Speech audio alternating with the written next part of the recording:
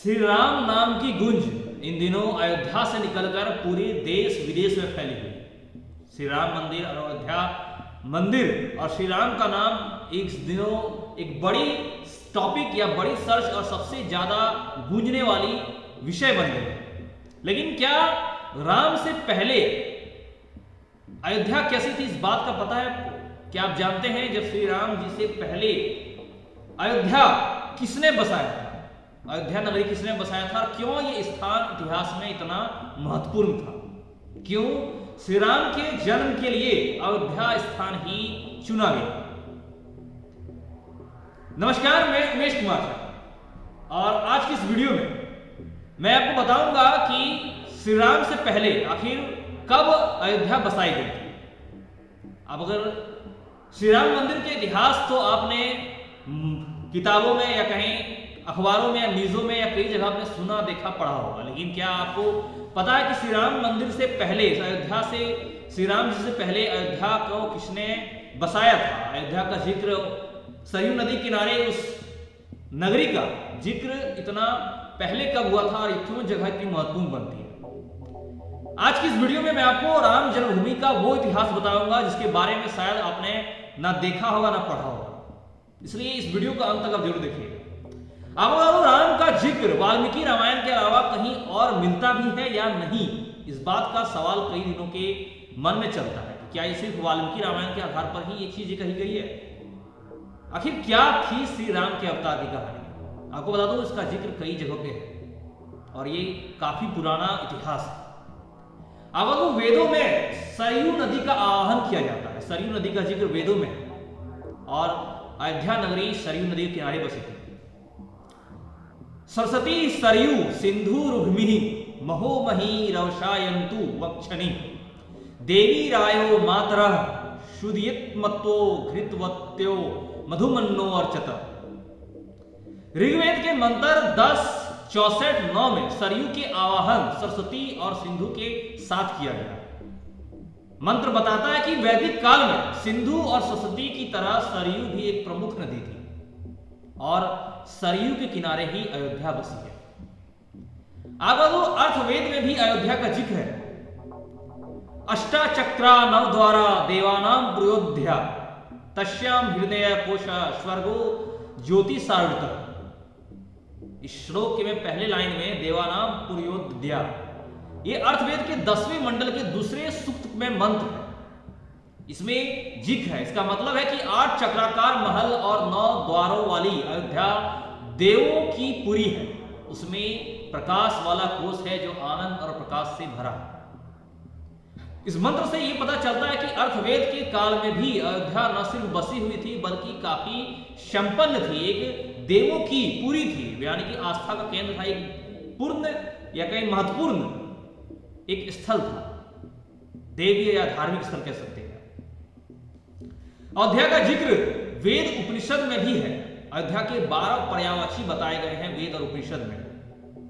वेदों के बाद अयोध्या शब्द का जिक्र सदाशिव संहिता, वशिष्ठ संहिता और शुक संहिता में भी है, जहां इसे साकेत लोक और राम लोक भी कहा जाता है। सारे वेदों, उपनिषदों और संहिताओं को खंगाले तो आपको अयोध्या के 12 नाम मिलते हैं। आपको मैं वो 12 नाम आपको बताता हूं जो आपको उन वेदों, उपनिषदों और संहिताओं में मिलेंगे। अयोध्या जो जिनके नाम से हम लोग सभी जानते हैं, उसके अलावा आनंदिनी, सत्या, शत, साकेत, कौशला, विमला, अपराजिता, ब्रह्मपुरी, प्रमोदवन, संतानिकलोका और दिव्यलोका।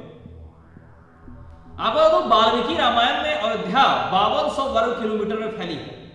वाल्मीकि रामायण में जिक्र है कि 5200 वर्ग किलोमीटर में अयोध्या नगरी फैली हुई। वाल्मीकि रामायण के बालकांड के 5वें सर्ग में 23 श्लोकों में अयोध्या का भूगोल समझाया गया है। इसके मुताबिक अयोध्या नगरी 12 योजन लंबी और 3 योजन चौड़ी थी और सरयू नदी के तट पर संतुष्ट जनों से पूर्ण धन धान्य से भरा पूरा एक उत्तरोत्तर उन्नति का प्राप्त कौशल नामक एक बड़ा देश था। कौशल, जिसे कौशल देश का राजा कौशल्या कहा भी जाता है, मतलब कौशल्यानंद। इस हिसाब से देखें तो अयोध्या करीब 5200 वर्ग किलोमीटर में फैली हुई थी और आज का अयोध्या शहर 120.8 वर्ग किलोमीटर में ही बसा है, यानी उस काल में अयोध्या आज की अयोध्या से 44 गुना बड़ी थी। 44 गुना। ये जिक्र है वाल्मीकि इतिहास में जो लिखा गया है, वाल्मीकि रामायण में, उसके बारे में पूरा लिखा गया है। 12 योजन लंबी और 3 योजन चौड़ी।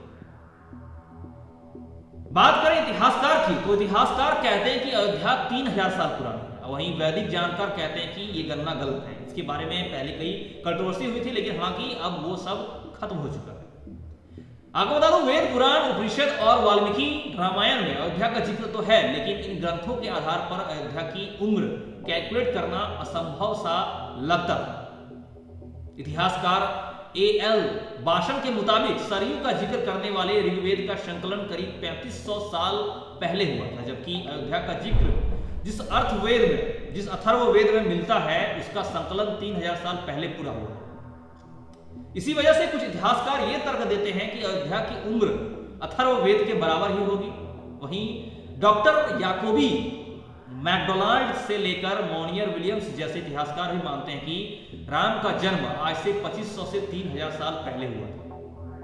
हालांकि वेदों और पुराणों के हिसाब से गणना करने वाले इससे सहमत नहीं है, और ऐसा उनके अनुसार से माना जाता है कि वेदों की अस्तित्व उनके संकलन से बहुत पहले से है और ये श्रुति परंपरा से चल रहे हैं। यानी इन्हें लिखने के बजाय बोलकर अगली पीढ़ी को सिखाया जाता था। उनका ये कहना था, इतिहासकार का लोगों का ये कहना था, जो ये दलील दे रहे थे कि इन्हें बोलकर, मतलब लिखने के बजाय बोलकर पीढ़ियों को सिखाया जाता था। वहीं अथर्ववेद के संकलन में बहुत पहले से ही अयोध्या का जिक्र श्रुति परंपरा में था और इस हिसाब से उसका अस्तित्व भी इससे काफी पहले से था। यानी कि काफी सालों से पहले, कभी वर्षों हजारों सालों से पहले से श्रुति बोलने के रूप में ऐसा कहा था कि बताया गया था, उसे बाद में लिखा गया। उज्जैन के विक्रम विश्वविद्यालय के पूर्व कुलपति B.K. शर्मा कहते हैं कि राम का जन्म त्रेता युग की शुरुआत में हुआ था और हर युग के समय को जोड़े तो राम का जन्म आज से करीब 8.70 लाख साल पहले हुआ होगा। ये बात उज्जैन के विक्रम विश्वविद्यालय के पूर्व कुलपति B.K. शर्मा कहते हैं। अब अगर इतिहास के दस्तावेजों में अयोध्या का जिक्र देखें तो उसके भी कई जिक्र मिलते हैं। आपको बता दो, अयोध्या का पहला आर्कियोलॉजिकल सर्वे पहली बार अलेक्जेंडर कनिंघम ने 1862 से 63 में अयोध्या का आर्कियोलॉजिकल सर्वे किया था और यह सर्वेक्षण बौद्ध स्मारकों का पता लगाने के लिए किया गया था। आपको बता दो, ये अयोध्या को लेकर इतिहास का पहला दस्तावेज माना जाता है और इस सर्वे के दौरान कनिंघम को खनन और विशाख लेख वाले सिक्के मिले थे। बौद्ध साहित्य के मुताबिक भगवान बुद्ध के काल में अयोध्या को विशाखा कहा जाता था और ये सिक्के इतना तो बताते हैं कि भगवान बुद्ध के समय में अयोध्या एक संपन्न शहर था, लेकिन इससे पहले के इतिहास का कोई जिक्र नहीं मिलता। अगर वो सबसे बड़े ट्रेड रूट्स के बीच में अयोध्या बसी थी साल पहले, सबसे बड़े ट्रेड रूट्स में, यानी कि बड़ा केंद्र, एक बड़ा शहर, एक बड़ा कारोबार, बड़ा व्यापार, एक कोई मामूली शहर नहीं, एक बड़ा, आप समझ सकते हैं उस समय जो 44 गुना आज के अयोध्या से बड़ी, तो सोच सकते हैं कितनी बड़ी नगरी होगी, कितना संपन्न समृद्ध वो नगर अयोध्या बसा हुआ था।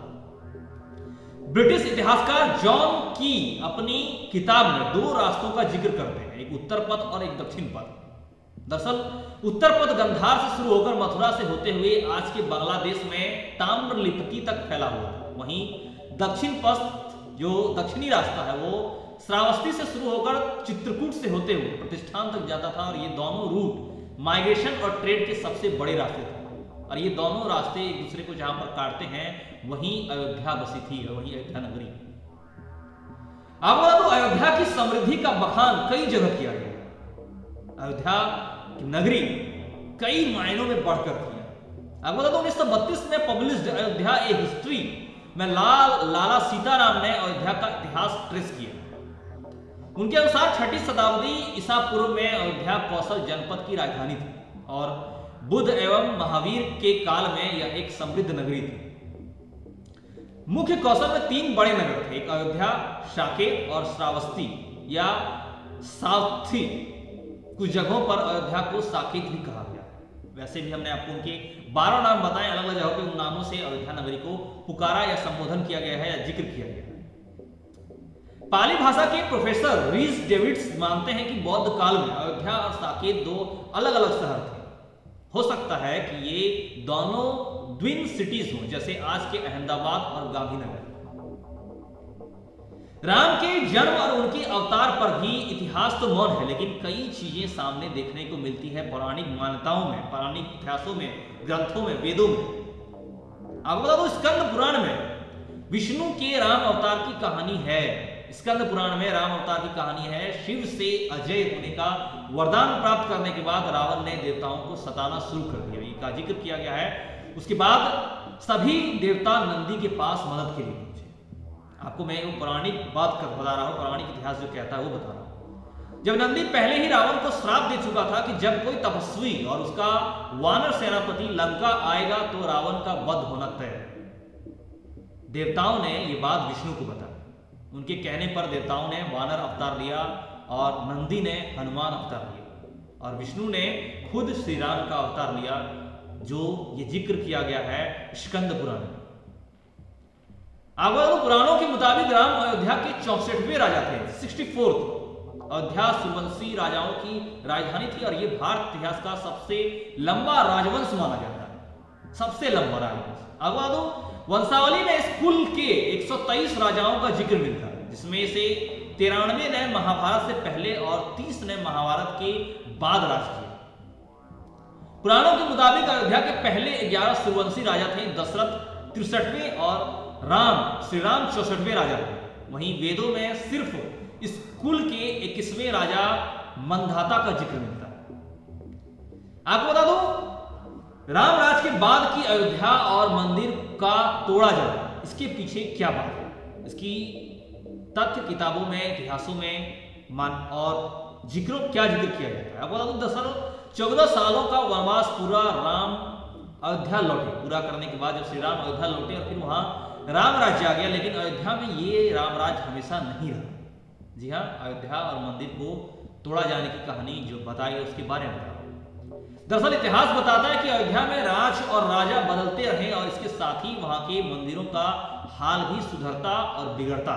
जैसे जैसे राज और राजा बदले, वहां के मंदिर के हालात बिगड़ते रहे और कुछ सुधरे, कुछ टाइम बिगड़ते रहे। राम राज के बाद अयोध्या का हाल कैसे बिगड़ा और क्या रहा? आखिर राम मंदिर को तोड़कर मस्जिद किसने और कब बनाई? इन सभी सवालों के जवाब राम जन्मभूमि के इतिहास में आपको मैं अगले किसी वीडियो में आपको बताऊंगा। आज की इस वीडियो में फिलहाल इतना ही। आगे आपसे फिर मिलेंगे कुछ नई और अच्छी खबरों के साथ। हमारे साथ अंत तक बने। धन्यवाद। जय हिंद, जय भारत।